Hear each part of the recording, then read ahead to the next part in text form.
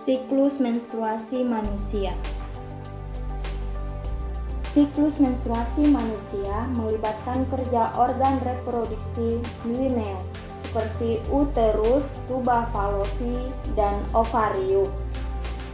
Regulasi siklus menstruasi diatur oleh sebuah kelenjar yang dikenal dengan hipotalamus, terletak di otak dan memproduksi GnRH. Hormon ini menstimulasi kelenjar hipofisis untuk mensekresi FSH dan LH yang mengontrol pertumbuhan folikel ovarium dan ovulasi. Kadar FSH dan LH meningkat pada siklus menstruasi dan menstimulasi perkembangan folikel. Ukuran folikel pun membesar dan meningkatkan jumlah estradiol, sedangkan kadar progesteron tetap rendah. Pada uterus, lapisan dalam yang menyelimuti kavum uterus endometrium semakin menebal oleh karena estradiol. Pada tengah siklus, lonjakan LH menyebabkan ovulasi terjadi dan ovum dilepaskan dari folikel.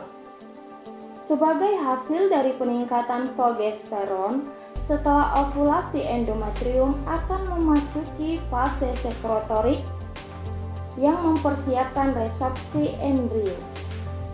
Di lain pihak, di ovarium, folikel yang telah berovulasi akan membentuk korpus luteum yang menghasilkan progesteron yang memelihara kualitas endometrium untuk implantasi.